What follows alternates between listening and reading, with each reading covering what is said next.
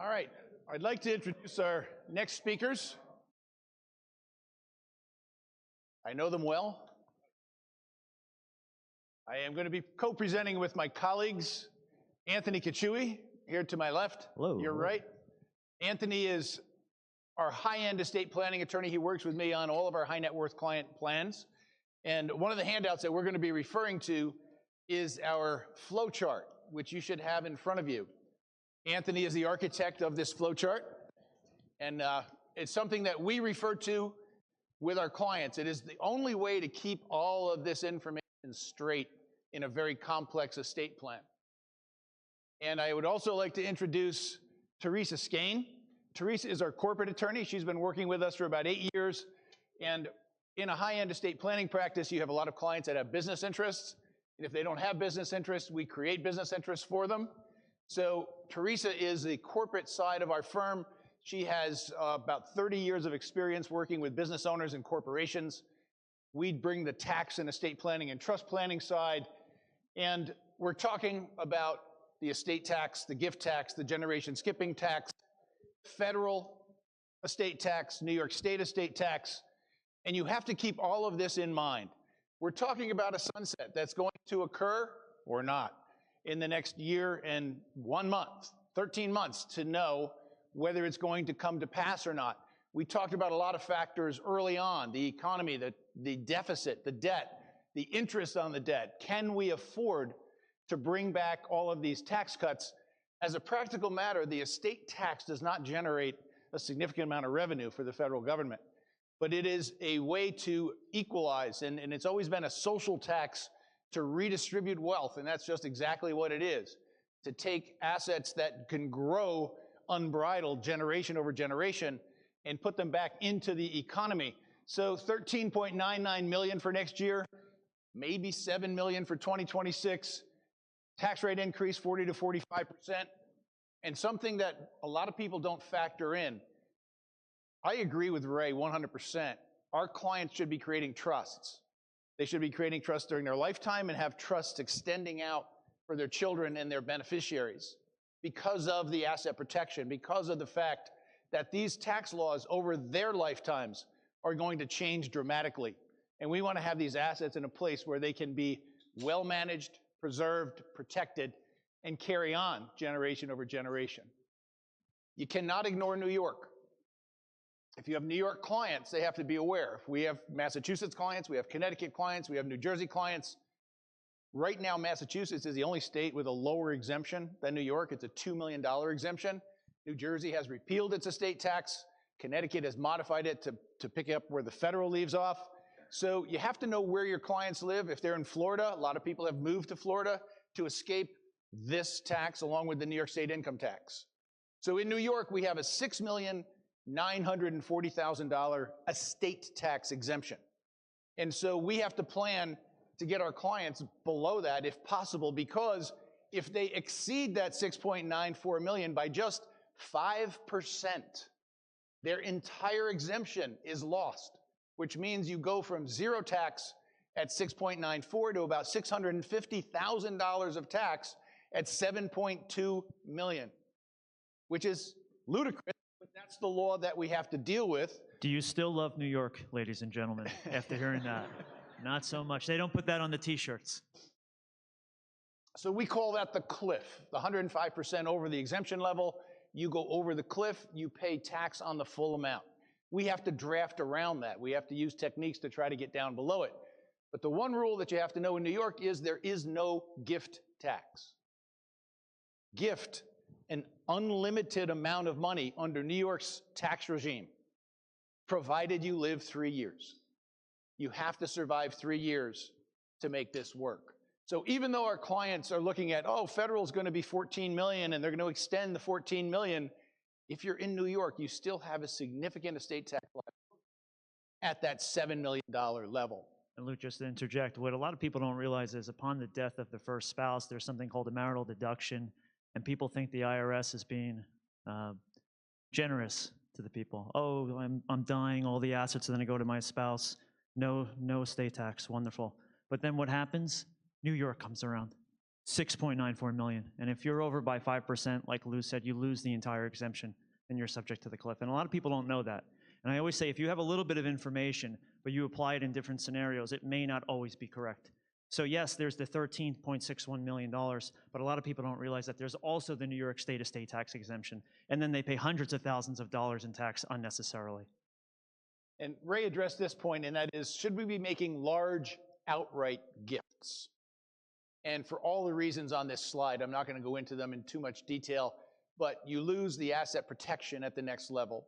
You lose access to the money. You shift the income tax burden to the kids. You give a carryover basis with the gifted assets. All the negatives of outright gifting. So gifting through trusts is absolutely the way that we should be doing this.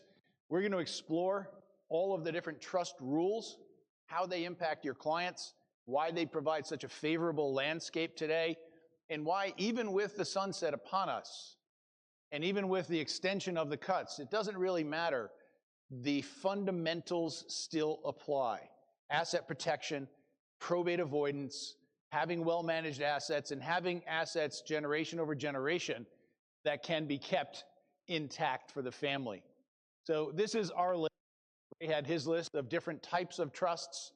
Revocable trusts still play a major part in our clients' plans, and that's where we can avoid probate, but we can also do what we call credit shelter planning or marital deduction planning.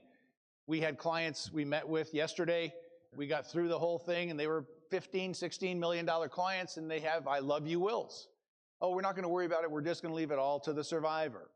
Well, what does that do? That pushes all the assets down to the survivor's estate. Now you have a second estate of 15 plus any appreciation from now until then, and you don't have the ability to use the first spouse's $7 million exemption. So in a revocable trust, it's very simple to put in the tax planning and the tax provisions to carve out that exempt trust, the bypass trust, have it managed for the benefit of the surviving spouse. They can be their own trustee. They can still have full access to the money, but you've carved it out, you've sheltered it, and over time, the appreciation on that $7 million, Ray, can be substantial. So you've locked it in, moved it out, and now you have an ability to have that 7 plus any appreciation going through. Is Lee still here? I think Lee had to cut out, but we've seen a lot of clients take that exempt amount in the bypass trust and leverage it with life insurance. Because now you have $7 million in a bypass trust, you can buy a life insurance policy, leverage it up, and it's fully estate tax free. So a lot of good things can be done and can come from that. What we're going to focus on for the next 25 minutes or so are two specific types of trusts. The interest rate environment right now is higher than it's been for quite a while. We were in a low interest rate environment. We were doing a lot of GRATs, sales, note sales, and different types of charitable lead trusts. Now we have, again, an opportunity to do charitable remainder trusts, qualified personal residence trusts, all the things that go into a comprehensive estate plan. But we want to focus on the SLAT and the Beat It. We have a fundamental question, Anthony. Where do we want to create this trust? Again, you don't want to wear that I love New York t-shirt because it's not New York, friends. In New York, there's the rule against perpetuities, lives in being plus 21 years. And what that basically means is after the trust has been irrevocable for 100 years, the assets are going to be kicked out into the beneficiary's estates. So all you really do, in my opinion, with these sort of trusts is kick the can down the road, because then the assets are out of the trust, subject to the, in the beneficiary's estates, and subject potentially to their creditors if they have it. A far superior jurisdiction, in our humble opinion, is Delaware. Delaware does not have a rule against perpetuities. They have something called a directed trust, where the client can be an investment advisor. In New York, typically the trustee has all these responsibilities. They typically invest the assets, they distribute the assets, they manage the assets.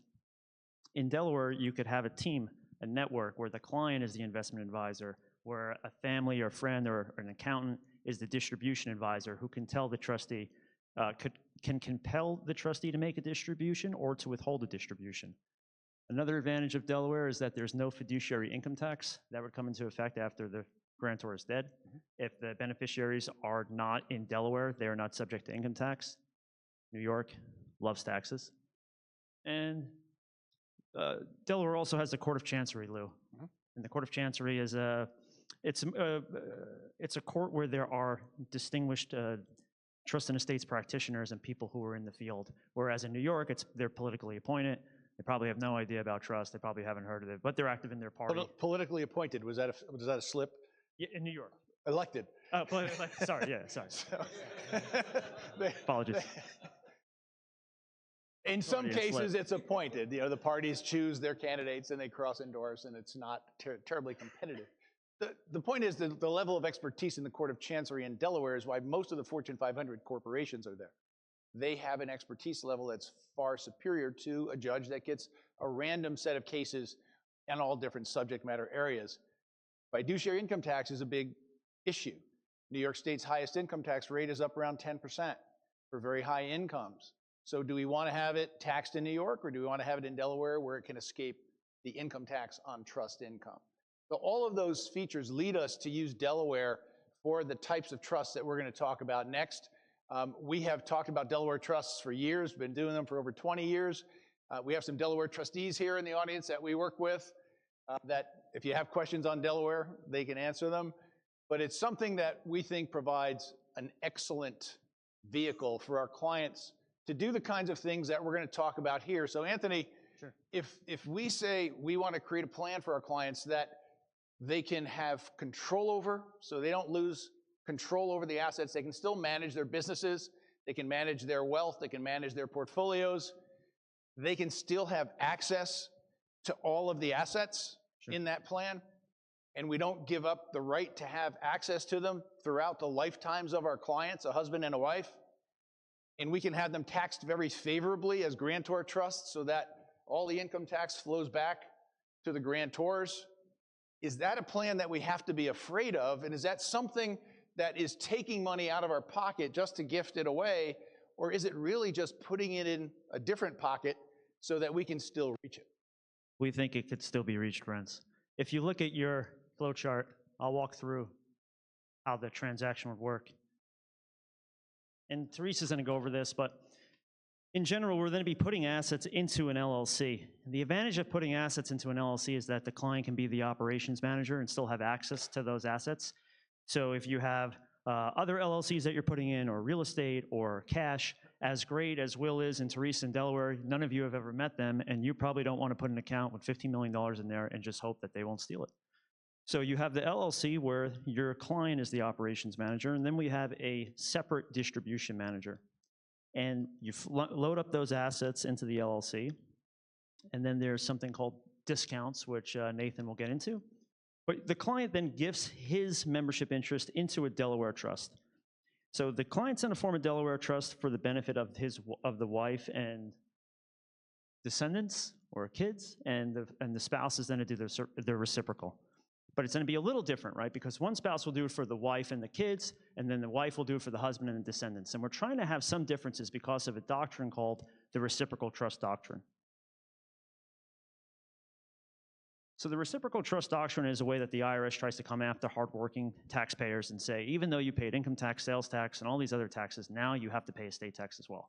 And yes, you form these wonderful trusts, and they're outside of your estate, and they look wonderful, but we think that in reality, you fail these two components. And one is that they're interrelated, and the second is that the husband and the wife are in the same economic position as they were before. So the whole benefit of the trust is that the husband creates a trust for the wife, and the wife is the beneficiary. The wife creates a trust for the husband, and the husband is the beneficiary. If the IRS treats it as though they simply create the trust for themselves, then all the powers that we retain, the right to income, the right to principal, the right to change beneficiaries, all the things that the spouse has over that trust are going to hook that trust back in and make it taxable in the ultimate estate, which is the worst case scenario, because now you have not only gift that is going to be valued, but all of the appreciation in the trust, ultimately that comes back into the estate for estate tax purposes. So we draft very, very carefully to put in enough differentiators to create non-reciprocal trusts. And that's really one of the keys. Yeah, and how you do it is, there are many ways. You give the trust different provisions. So for example, there's something called a crummy power, which allows a beneficiary to have access to the annual exclusion when there's a contribution made, and there's something called crummy letters that go out that say, hey, congratulations, there was a contribution made to the trust. You can have 30 days to withdraw the money, but in reality, if you do, then you'll never be you'll never get another contribution again, right? You cut them right off. So one trust will have a crummy power, the other one will not. Another trust may have a limited power of appointment that you'll give to the spouse, which enables the spouse to give it to a defined group of appointees, typically the descendants. And the trust will also differ because one will have the power to add charitable beneficiaries, the other one will not. We'll sign the trust on different days. There'll be different trustees. We'll try to have it with different assets. So we're trying to lay in different dispositive provisions. We're trying to lay in different language throughout the trust and have it signed on different dates to make it look like it's just not one person making the transfer to themselves and collapsing it, because they're both actually reciprocal and they're the same. Not mirror images of each other. So we're going to avoid 2036 and 2038 of the Internal Revenue Code, which is I retained income in my trust, I retained powers over my trust. We want to make sure that we don't have any strings that would require estate tax inclusion. So who are these trusts right for today? What is the net worth of a client that would justify the use of spousal lifetime access trusts? If the clients are under 14 million, depending upon how close to that they are and how bullish they are on the appreciation in their estates, we're probably going to start out with the revocable living trusts and credit shelter tax planning and build up from there. What if they're between 14 and say 28 million, where they don't have enough to really use 2 full SLATs?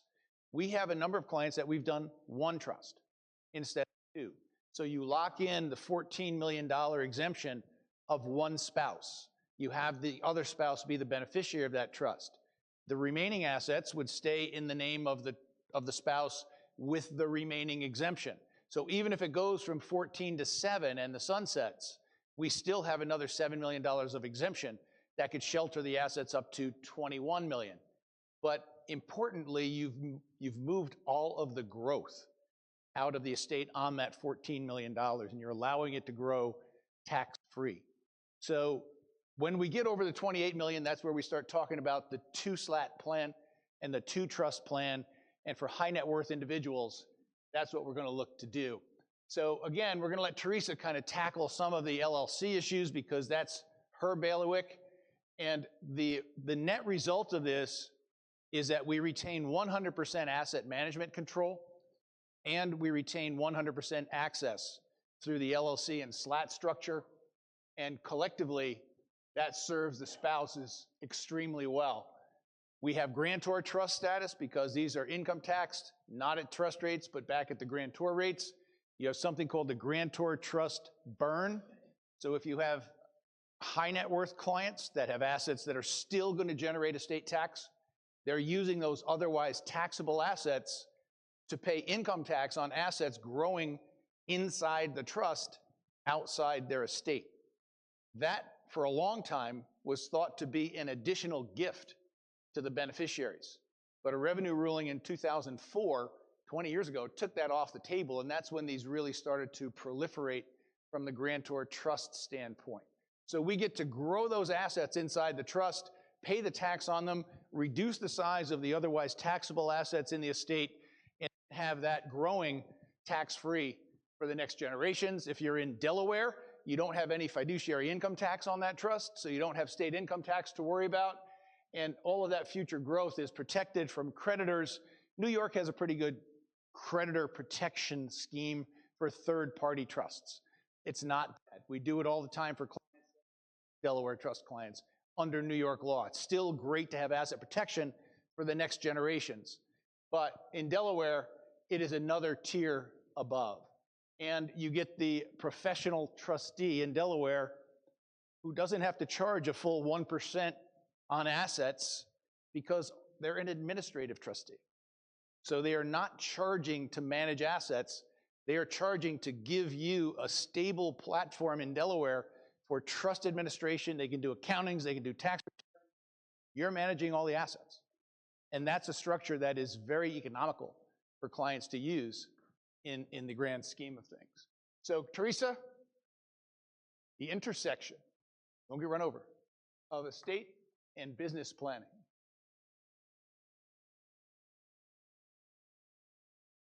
Hi, good afternoon, everybody. I'm going to go into a little bit more detail about the use of the LLCs in the SLAT plan in particular, but you'll see after I'm done Anthony and Lou will be talking about the BDGTs, and LLCs have use there as well, so you'll kind of see the intersection there. On the flow chart you have in front of you, right in the middle, you'll see we have Jane Doe Holdings and John Doe Enterprises. For some reason, we like to use Holdings and Enterprises for the two LLCs. You can name them whatever you want, but that's sort of what our naming convention has come down to. So we're gonna form two LLCs, one for each of the client and the spouse. And we can put anything into these LLCs, any type of asset, an existing business, rental property, second home, marketable securities. If there is already an entity around either the business or the rental property, for instance, we just plop that existing entity right into this Holdings or Enterprise LLC. Then it retains its own identity, but it's also insulated from risk from anything else that's in the Holdings LLC. So that's why we kind of keep them separate for risk protection. We generally form these as single member LLCs, one again for the client, one for the spouse. And we have voting interest, non-voting interest, two classes of membership. The voting interest is a 2% interest. The non-voting is 98% voting interest. So most of the value of the enterprise is going to be in those non-voting interests. And then once the interests are transferred, which I'll get to next, obviously the LLC is then multi-member, it's taxed as a partnership, and the details of the operating agreement become very important for some of the reasons that Lou started to go into. Anthony mentioned we name the client generally as the operations manager. This is like a CEO of a business, making day-to-day decisions on behalf of the holding LLC and anything that's in the holding LLC, can manage their assets, can basically do anything except make distributions and have authority over certain life insurance policies that are on the life of the client. That's where the distribution manager comes in.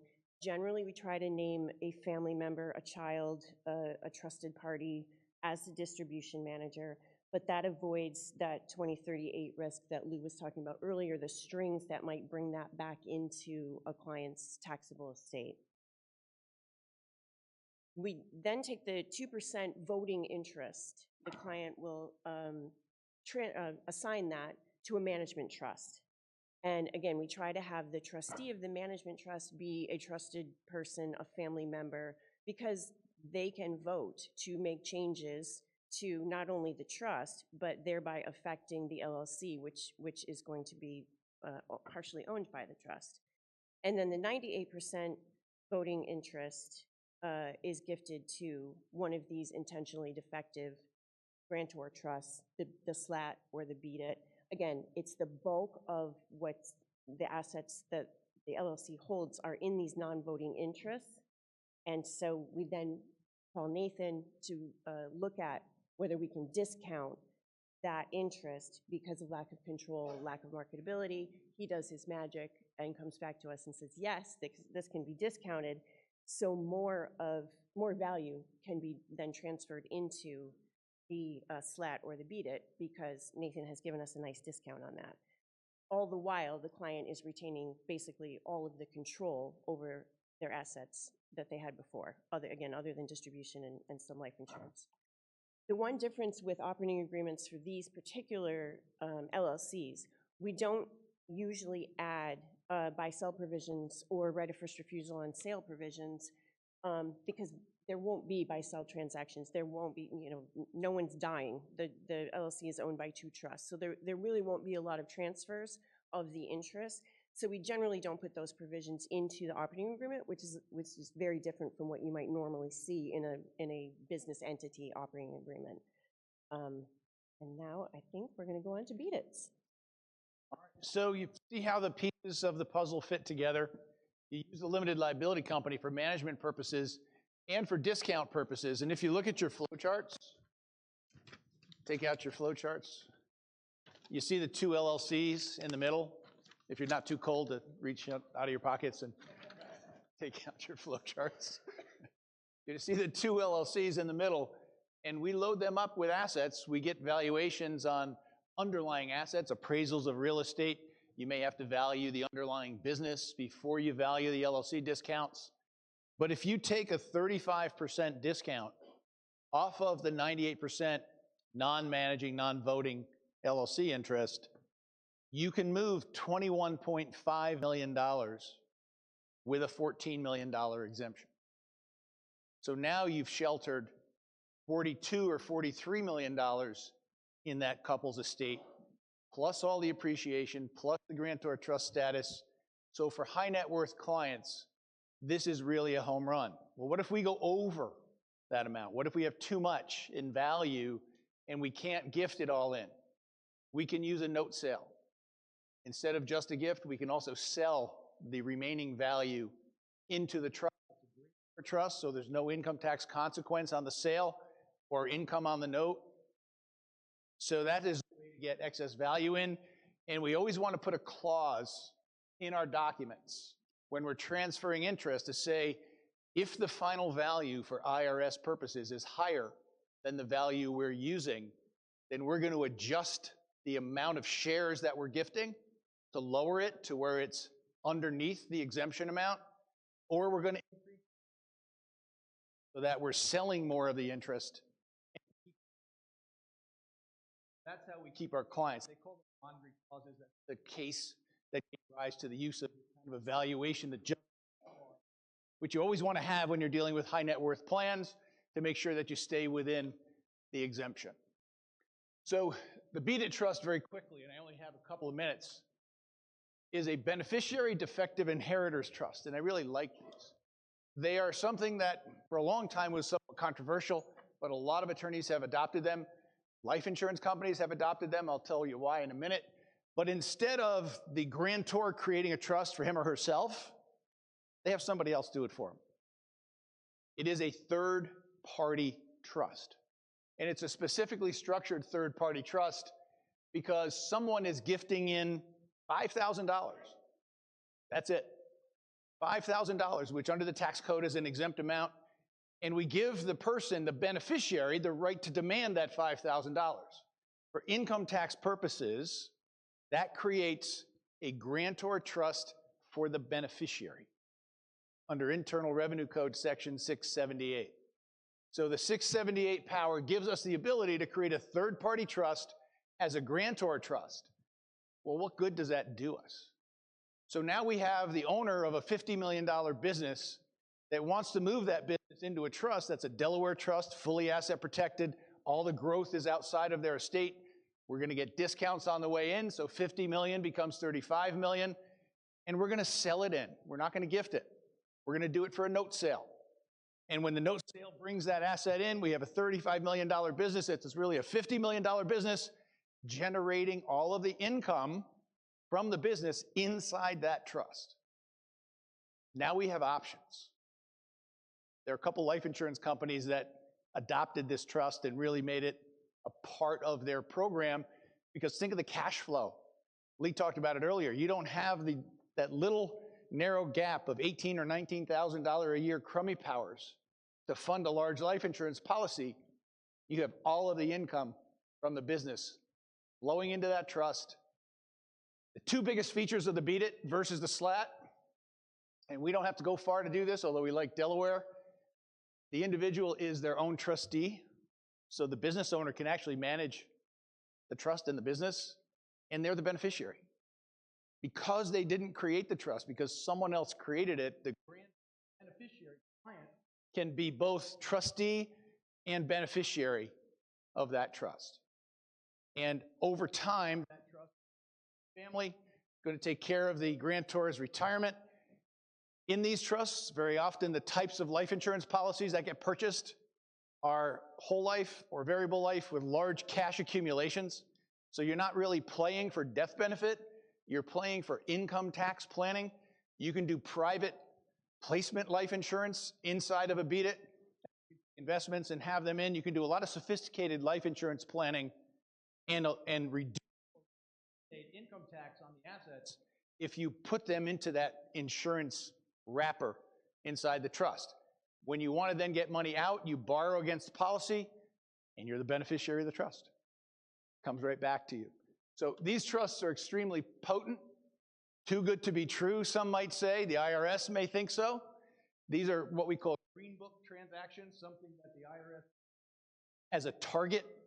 But as I've talked to other experts and Professor Jerome, who's one of the leading tax experts in the country, he said if it's in the green book, that means that they need legislation to stop it. So they're looking for Congress to plug these holes. What do we think the current Congress is going to do by way of plugging high net worth planning techniques? If the election went the other way, conversation right now, Harris had adopted Elizabeth Warren's tax proposals, which had a whole transactions that they were looking to prohibit. So we would have been talking about which one of those could become real, but they're not even part of the thought process in the current regime. So we think BDGTs are around for a while. We think the advantages are substantial. And I just have one more topic, and that is we're talking about estate tax and gift tax, generation skipping transfer tax, but we don't want to forget about capital gains tax. Nobody's really talking about capital gains tax, but it is a very big issue for clients. And is there a way that we can preserve step up in basis? Because when someone dies owning an appreciated asset, the beneficiaries receive a new cost basis, and they get to sell that asset without paying any capital gains tax. Well, if we have exemption left, and we have appreciated assets that we've gifted away, we've gifted the carryover basis. And if it's to the beneficiary directly, we're out of luck. If it's to a trust, is there a way that we can get that asset back into the estate for tax purposes, even though it's still in the trust, and have the basis step up? Two ways that we can do this. One is you can have a power in the trust to exchange assets for assets of equal value. So if we have highly appreciated stock, we have NVIDIA inside the trust, and we have, give me a loser, we have a stock that just hasn't gone anywhere, Xerox. So we have Xerox outside the trust, but we still have enough of it to make it worthwhile. We can take the Xerox stock, put it in the trust, take the NVIDIA stock, take it out of the trust, and it becomes part of the taxable estate. And you get the step up in the NVIDIA. There is another way, a little more sophisticated way, and this again comes back to Delaware. Delaware has a trust protector statute, a statutory trust protector. This is a third party that can be given certain rights over the trust. And one of the powers that a trust protector can have is the power to give the grantor a general power of appointment. Under the tax code, if you have a general power of appointment over a specific asset, so I can say I'm giving the grantor a general power over the NVIDIA stock. The NVIDIA stock then is part of that estate and is going to be includable in that estate, and you're going to get the step up in basis. So this kind of a plan requires ongoing maintenance, ongoing analysis, and there are ways that we do this on an annual basis with our clients to examine all of the different tax consequences, gift, estate, generation skipping, income, capital gains, to make sure that we're looking at the whole picture and minimizing tax all the way across the board.